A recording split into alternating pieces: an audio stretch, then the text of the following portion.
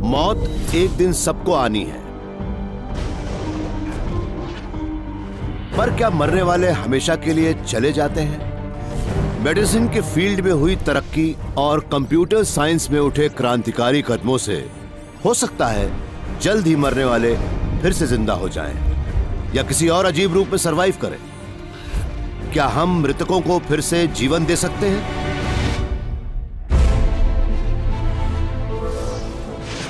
Space, समय और जिंदगी, ब्रह्मांड के ये रहस्य हम जानेंगे थ्रू द वर्म होल।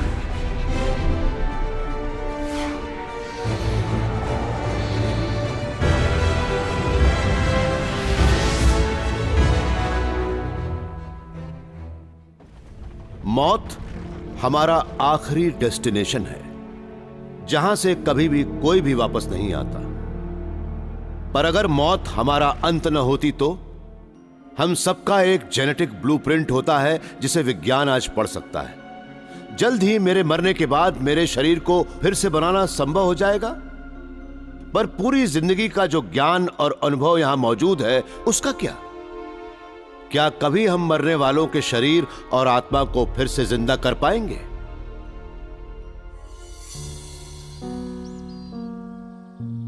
हम सबको एक न एक दिन मौत का सामना करना है। हमें किसी को भी जिसे हम कितना भी प्यार करते हो और कितना भी अपने पास रखना चाहें, एक दिन विदा करना ही पड़ता है। मेरे पास एक डॉग था जिसके साथ एक्सप्लोर करना मुझे बेहद पसंद था, पर कीड़ों ने उसके दिल को खा लिया था।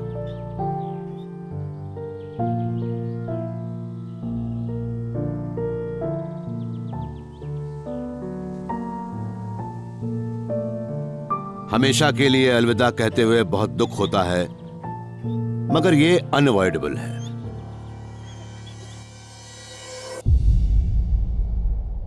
या नहीं है?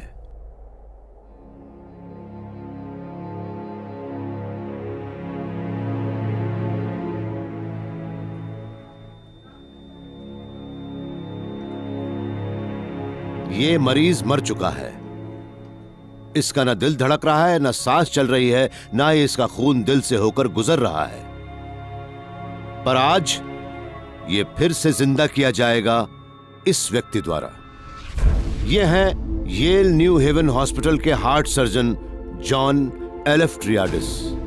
जॉन नियमित रूप से अपने मरीजों को मारते हैं और फिर वापस जिंदा करते हैं। मेडिकल कॉलेज की पढ़ाई और फिर रेसिडेंसी पूरी करने के बाद मैं सिर्फ हार्ट सर्जरी करना चाहता था। उन दिनों हार्ट सर्जन बनना एक फाइटर पायलट जैसा था, क्योंकि हमें भी हर दिन नई से नई सीमाएं तलाशनी पड़ती थी, जोखिम उठाने पड़ते थे। जॉन आज भी सर्जरी की उसी सीमा तक जाकर काम करते हैं। आज वो एक बुरी तरह से डैमेज्ड दिल को रिपेयर करने की कोशिश कर रहे हैं, जिसे तब तक ठीक नहीं किया जा सकता जब तक वो काम करना बंद नहीं करता। उन्हें इस दिल की धड़कन रोकनी होगी, पर ऐसा करने से मरीज के दिमाग को खून मिलना बंद हो जाएगा, जिससे उसे ऑक्सीजन नहीं मिल पाएगी। जॉन को ऑपरेट करने के लिए 45 मिनट चाहिए। साधारण तापमान पर दिमाग सिर्फ 5 मिनट बाद ही मरने लगता है। इसके लिए उन्होंने एक अनोखा हल निकाला है कि मरीज को बर्फ में जमाकर सस्पेंडेड एनिमेशन की हालत में ले आएं। दिमाग खून के मिलने में एक पल से ज्यादा की रुकावट बर्दाश्त नहीं कर सकता। अगर वो रुकावट कुछ मिनटों से ज्यादा हो जाए तो दिमाग के सेल्स मरने लगते हैं। ऐसे में सिर्फ कम तापमान का प्रोटेक्शन ही हमें दिमाग को सुरक्षित रखने में मदद करता है, जिसे ऐसे वक्त पर सबसे ज्यादा खतरा होता है। मरीज के पूरे गर्म खून को उसके शरीर से निकालकर एक बाईपास मशीन से गुजारा जाता है, फिर वापस उसकी वेन्स और आर्टरीज पंप कर देते हैं। इससे उसका तापमान धीरे धीरे 18 डिग्री सेंटीग्रेड यानी 55 डिग्री फ़ारेनहाइट तक पहुंच जाता है। हालांकि उसके सेल्स और न्यूरॉन्स की एक्टिविटी को मापा नहीं जा सकता।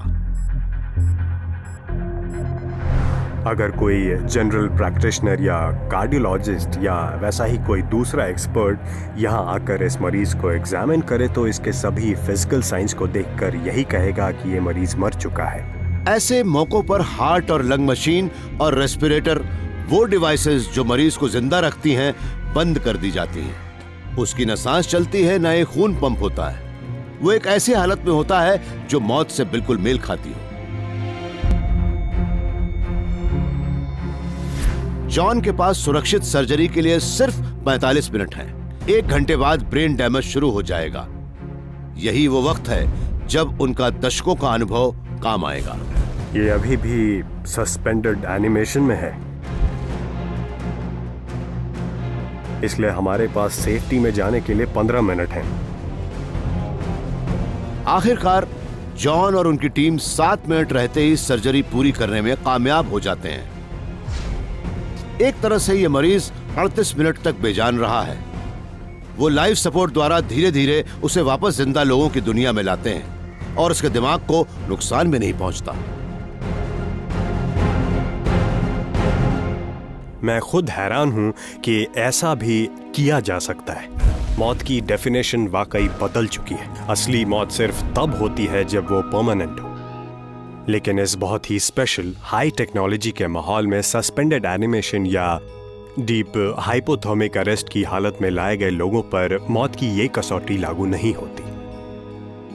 पर क्या हम उन लोगों को फिर से जिंदा कर सकते हैं जिनकी मौत कम नियंत्रित हालात में हुई हो?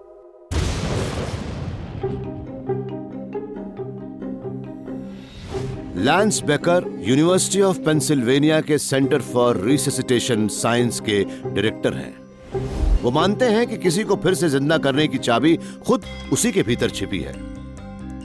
एक बात हम हजारों सालों से जानते हैं कि अगर मीट को फ्रीजर में रखा जाए तो वो ज्यादा लंबे समय तक चलता है। डिके प्रोसेस, जो असल में डेथ प्रोसेस ही है, कम तापमान वाले माहौल में बहुत ही धीमी पड़ जाती है, क्योंकि तापमान के गिरने पर सेल्स को ज्यादा ऑक्सीजन की जरूरत नहीं होती। वो ज्यादा तापमान जितना मेटाबोलाइज नहीं करते और धीरे धीरे ऐसी हालत में पहुंच जाते हैं जैसे हाइबरनेट कर रहे हों। हमारा शरीर कई लाख करोड़ जिंदा सेल्स से बना है। रेगुलेटरी जीन्स इन सेल्स को बताते हैं कि इन्हें कैसे बिहेव करना है। ये समझिए कि वो इन सेल्स का ऑपरेटिंग सिस्टम है। हर सेल की जिंदगी के अंत में जीन्स ऐसे डिस्ट्रक्टिव एंजाइम्स बनाते हैं जो इन सेल्स को तोड़ देते हैं, जिससे हर रोज हमारे करीब 50,000 करोड़ सेल्स मरते हैं। जब भी हमारे साथ कुछ बहुत ही गलत होता है, जैसे कि हमें हार्ट अटैक आ जाए, तो ऐसे में घायल हुए सेल्स अपने सेहतमंद पड़ोसियों के लिए खतरे की घंटी बजा देते हैं कि उन सब के मरने का वक्त आ गया है। इससे सेलुलर सुसाइड की एक लहर सी उठती है जो तेजी से हमारे शरीर में फैल जाती है। हमारी मौत कोई दुर्घटना नहीं है, ये एक बायोलॉजिकल प्रोग्रामिंग है जो इस बात को नियंत्रित करती है कि हमारी मौत कैसे हो, और उस प्रोग्रामिंग में ही उसे बदलने का राज भी छिपा है, जिसकी मदद से हम किसी व्यक्ति को वापस जिंदा कर सकते हैं। ये जानने के लिए कि डेथ प्रोग्राम किस चीज से शुरू होता है, लैंस ने कुछ सेहतमंद सेल्स को लेकर उनकी ऑक्सीजन की सप्लाई रोक दी। उन्हें उम्मीद थी कि इससे ज्यादातर सेल्स मर जाएंगे और जब बचे हुए सेल्स को फिर से ऑक्सीजन मिलेगी तो वो फलने फूलने लगेंगे। लेकिन जो कुछ मैंने देखा वो उससे बिल्कुल ऑपोजिट था जो हमने सोचा था। जिन सेल्स को ऑक्सीजन नहीं मिल रही थी वो वैसे ही पड़े थे। वो कुछ कर नहीं रहे थे लेकिन मरे भी नहीं थे। पर जब हमने उन्हें दोबारा ऑक्सीजन देनी शुरू की तो उनका मरना शुरू हो गया। ये एक बहुत ही अजीब बात थी कि ऑक्सीजन यानी वो मॉलिक्यूल जो हम सबको जिंदगी देता है, वही उन सेल्स के मरने की वजह बन रहा था।